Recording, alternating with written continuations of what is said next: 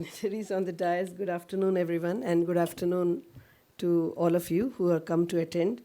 So, what I've chosen to do is the topic is smart water for agriculture and development. I do not have any presentation, but I wanted to have basically put a message, share a message and my thought around smart water, because we are already hearing from the people who are working on the smart systems, and we'll also have it followed by from NABARD as well. So first of all, my introduction, I'm representing a water impact NGO called Jalsmruti, and what we do is we work mainly with community to help them understand water that they control and that they can influence, and whether it's urban or rural. We believe that the future of water is going to be the more the community starts to get involved and participate and own and lead the water conservation strategies, the more sustainable and more water secure our future will become. So that is the premise on which we work. So, so what I thought is, just please, I've got some pointers for me to make sure I'm staying to the topic. So I just, to give us, let us start with the context very briefly, that the challenges that the water presents for us in agriculture. So, so basically I've jotted down 4 points. One is, of course, not as a challenge and opportunities. So agriculture is contributing to a significant to the economy itself. So that's an opportunity. And the challenge we have is the climate, because irrigation, as we all spoke about, rain is falling in different parts of the year and all that. That is a major challenge. And also the food security challenge with the growing population. We still have to provide food, and there are some statistics around how much we need to produce for population. So that is another challenge. And lastly, ecological challenge. Because today we're standing at the junction of a time where we are a unique generation, where we are able to see the impact of all that we have done in the past, as well as, so we have contributed to the problem, as well as we are seeing the results of the problem directly, and we are able to therefore have the opportunity of reflecting on what has brought us to this situation.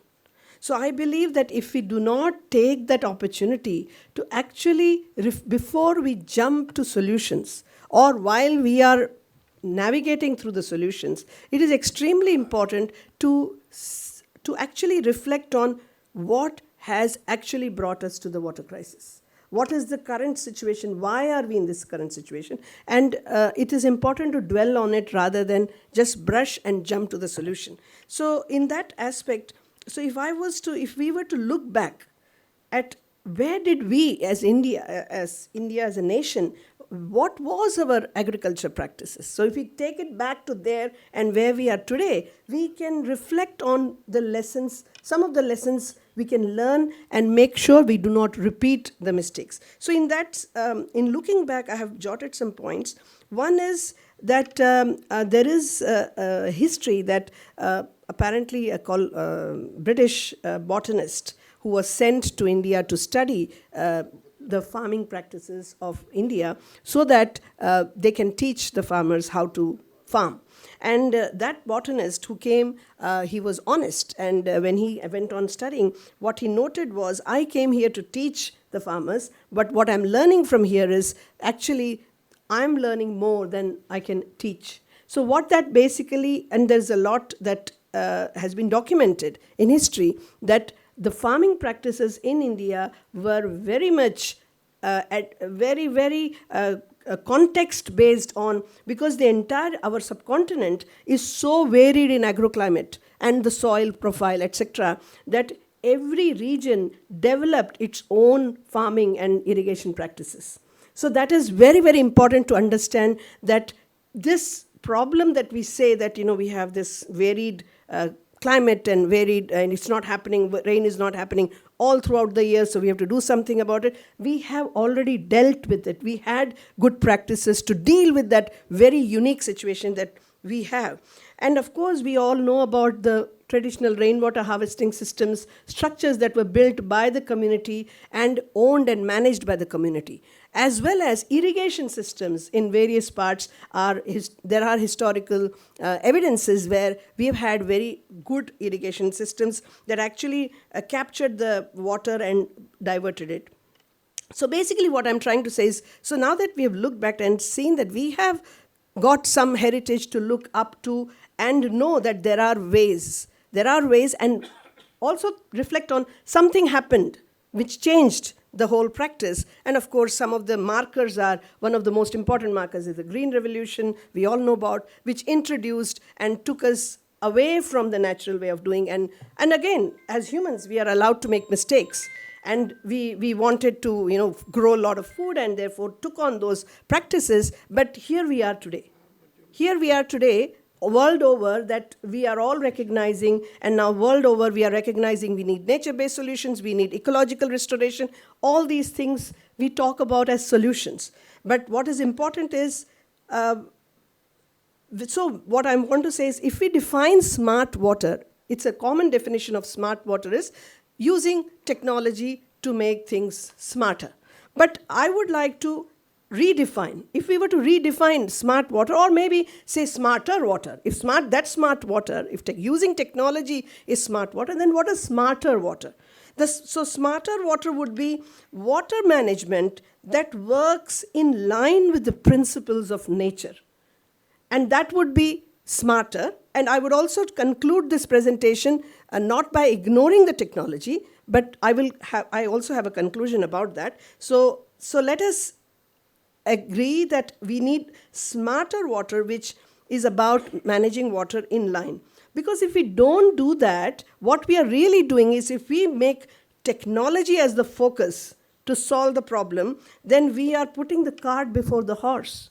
Because those who are developing the technology, the startups and there are so many, IoT, AI, we know that they do not have an understanding of if they are applying it to agriculture, we need to make sure they understand the fundamental problem of what is the problem that needs to be addressed. Otherwise, it is putting cart before the horse. So now, coming to the actual smarter way of thinking of water in agriculture context is, yes, I've only got 2 slides and I'm done. So the key thing is, the problem that is not acknowledged, and I'm a water professional, worked in water sector for 30 years, and I acknowledge this problem, that we water professionals build the narrative of what is the problem. And because of that, we keep saying we need to do water reuse, water efficiency, water recharge, water as a solution, as if water exists in nature in isolation, but that is not true.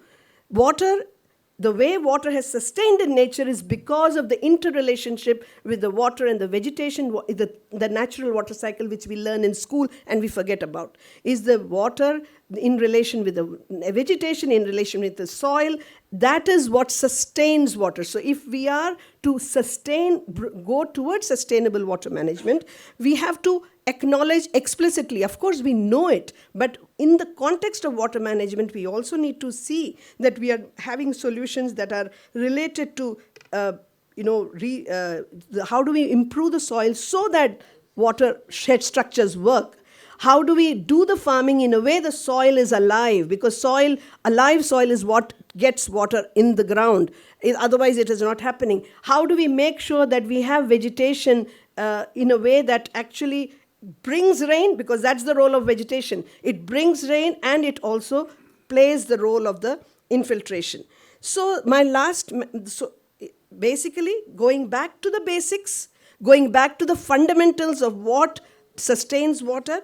So my message is the approach that we need to take to apply tech to smart water, and it's addressed to all young people who are very keen to solve the problem, which is fantastic, is can we use advanced technology, all the suite of advanced technology, to track and monitor the emergent practice? Because, see, this is a complex problem.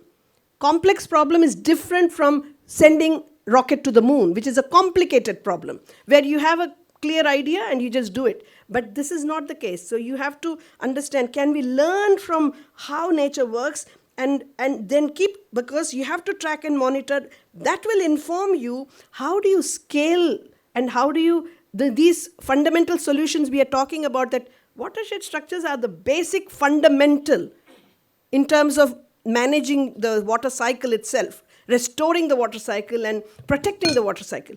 But in that case, how do we scale those very simple natural solutions using technology? How do we speed up the scaling of these solutions? How do we democratize the learning from doing and also the continuous learning that we need to do from nature? So that is what informs the technological solutions. And lastly, how do we build the capacity of people so anyone can grow food anywhere by understanding and working with nature? So that's all. Thank you very much.